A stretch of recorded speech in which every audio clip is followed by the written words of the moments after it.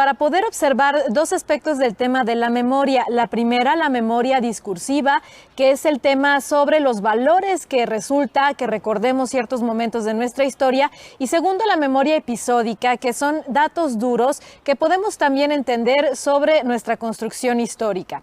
Vamos a hablar justamente con la licenciada Vanessa Borges, secretaria de Cultura de la Ciudad de México, sobre un tratamiento indispensable que se le ha dado a la memoria de nuestra Ciudad de México, y es el inventario digital del Archivo Histórico de la Ciudad de México. ¿Qué significa para una ciudad de derechos tener esto? Vamos a conocerlo. Para una ciudad como la Ciudad de México, donde el gobierno de la ciudad ha puesto empeño en hablar de los derechos, hablar de las libertades y en hablar de la innovación, resulta fundamental el tener la digitalización y un registro documental que tiene que ver con un archivo, el más importante de la ciudad, que estamos hablando de 1524 a 1928.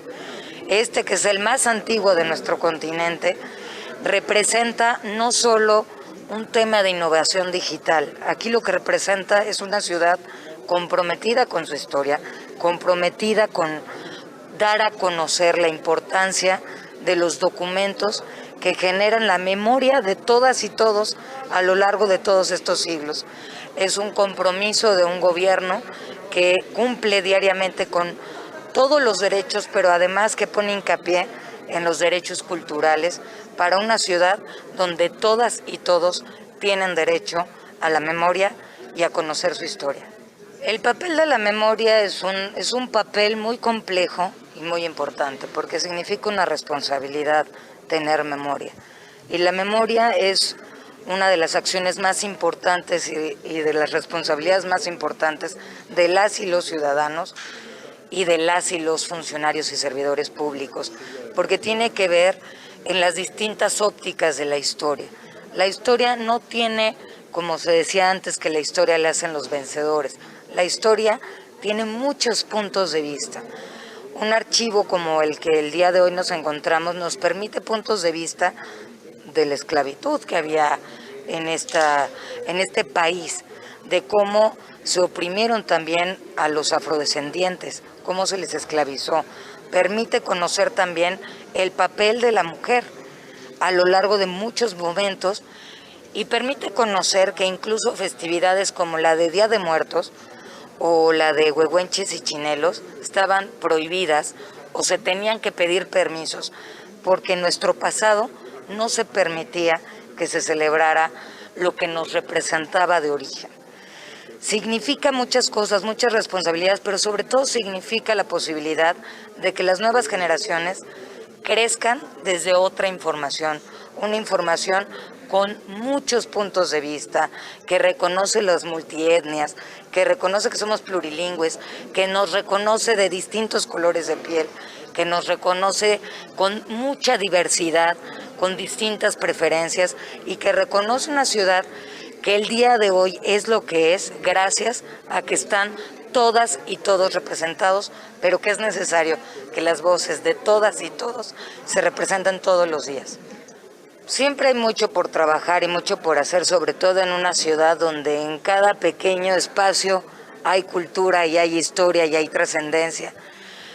Pero creo que lo más importante en este momento es garantizar, primero que nada, la cultura que tenga acceso para todas y todos, que ese es un ejercicio fundamental, porque cuando tenemos una ciudad tan avanzada como la que tenemos hoy día, es importante siempre hacer una pausa y recordar que antes no teníamos eso, que no había ni la posibilidad de tener un acceso tan cercano a las actividades culturales, ni la posibilidad de tener un acceso cercano a los archivos, ni la posibilidad de tener conciertos, talleres, actividades múltiples, que todos los días tengan una oferta tan amplia, que todos los días puedan decir a dónde van y que toda o la gran mayoría es gratuita. ¿Qué hay que por hacer en esta ciudad? Culturalmente lo que hay que hacer es garantizar que a todas y todos les llegue la cultura, porque esa es la manera en la que se transforma no solo una ciudad, sino se transforma el mundo entero. La cultura es un transformador de mentes de creatividad, de capacidades. La cultura es la manera en la que la gente puede entender un mundo desde distintos puntos de vista, de manera mucho más rápida, más sensible y además interiorizar. Con la cultura es lo que somos. La cultura es la Ciudad de México.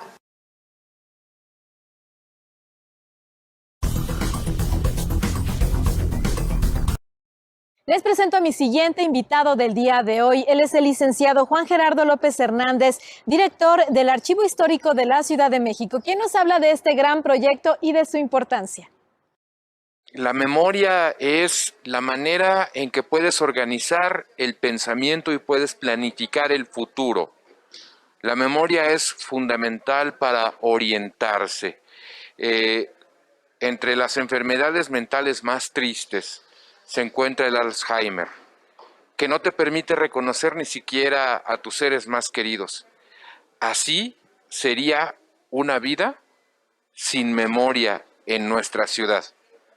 Y afortunadamente contamos con este maravilloso archivo histórico de la Ciudad de México que nos permite ir revisando a cada paso los derechos, las obligaciones y darnos una vuelta, un paseo por la historia de nuestra ciudad, casi como si pudiéramos mirar a los ojos a esos seres del pasado que dejaron su vida plasmada en los documentos.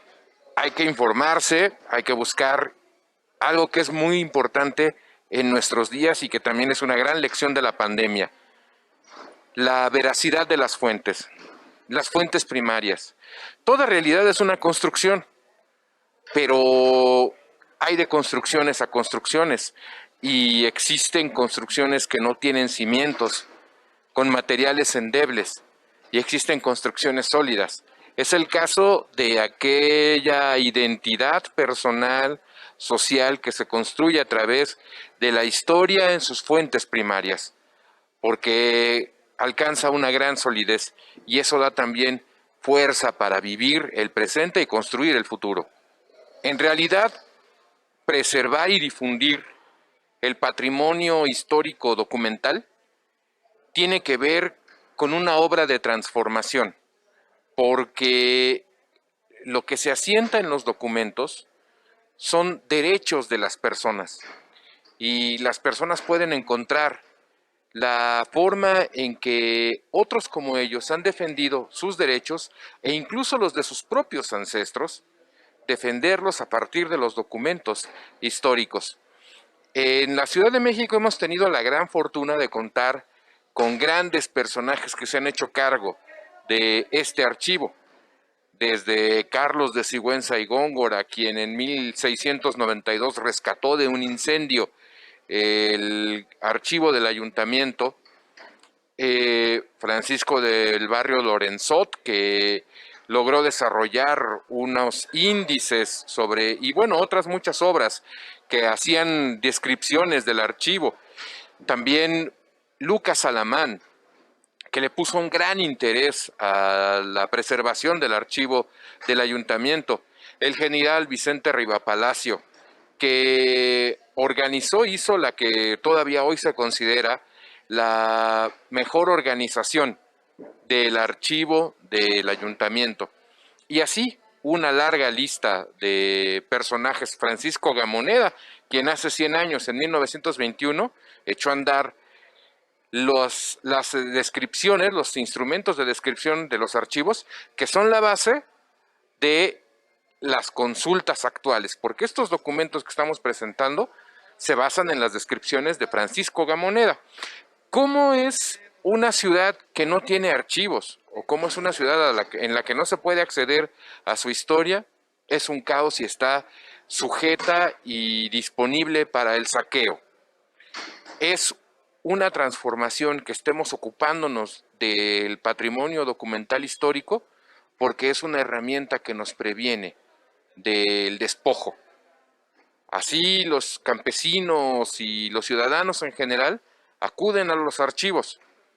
Desde que yo era un estudiante, recuerdo que ahí entrando conmigo al archivo, había mucha gente que apenas llevaba lo necesario para comer e iban por los documentos de sus pueblos para defender sus derechos a la tierra. Entonces, es parte de la obra de transformación.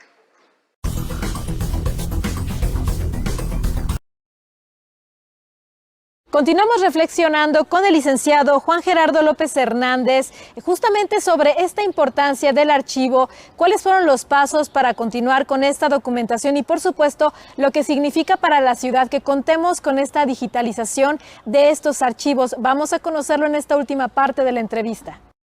Pues únicamente necesitan saber qué es lo que buscan, porque es un infinito, en realidad es un universo de información. Son 840,000 registros de expedientes de los que pueden disponer en este momento, de un total de aproximadamente 1.200.000 expedientes que estarán disponibles en los próximos meses quizás. Y pronto también nos da mucho gusto anunciar que van a tener los usuarios la posibilidad de consultar directamente los documentos, las imágenes de los documentos en línea, es decir, localizar el documento que les interesa por su nombre, su clasificación, pero con un clic comenzar a abrir el documento. Eso ya estamos trabajando, estamos digitalizando imágenes a un ritmo de 1.500 por semana con un gran esfuerzo del personal del archivo, a quien hay que agradecerle la verdad esta dedicación, y esperamos que muy pronto la ciudadanía pueda conocer directamente en sus fuentes, leer la letra de quien escribió los documentos que sean de su interés. Sí se aplican normas internacionales de preservación, tanto de los documentos físicos aquí en el acervo, como de preservación digital. Entonces, lo que generamos es, a partir de este original físico, un original digital, que se tendrá que conservar cumpliendo con todas las normas que se requieren, y para consulta habrá otras versiones más fácilmente transportables en el ámbito de la red. Es para mí un gran orgullo el poder estar al frente de esta institución que permite realizar un ejercicio de vivificación de la memoria, porque se trata de eso.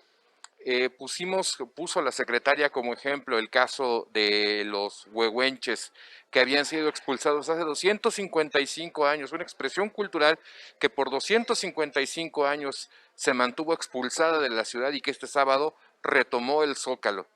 Pero así hay otros muchos elementos que nos llevan a pensar en que formamos parte de un gran flujo histórico que compartimos con quienes ya no están con nosotros, con quienes ya murieron, sueños, anhelos, y que vale la pena continuar luchando por eso. Pienso, por ejemplo, en el caso de un estudio que realizaron en 1872 sobre el ahuehuete de Popotla, donde el juez local, el juez de paz, llamado Francisco Cañas, decía que había sido una noche triste para los españoles, pero de completa gloria para los mexicanos. Y entonces nos hace sentirnos hermanados con aquellos que, como él, lucharon en la década de 1870 por la dignidad de los mexicanos. Y eso también nos refuerza en la idea de mirar nuestra historia desde un punto de vista diferente, desde un punto de vista novedoso. Es una nueva manera de mirar la historia a través de los documentos originales. Invitamos a toda la ciudadanía a que consulten el inventario digital del Archivo Histórico de la Ciudad de México a través de la plataforma Kraken, pero también a que se acerquen aquí al Palacio de la Memoria de la Ciudad de México, que es un verdadero palacio y que además los recibe siempre con los brazos abiertos.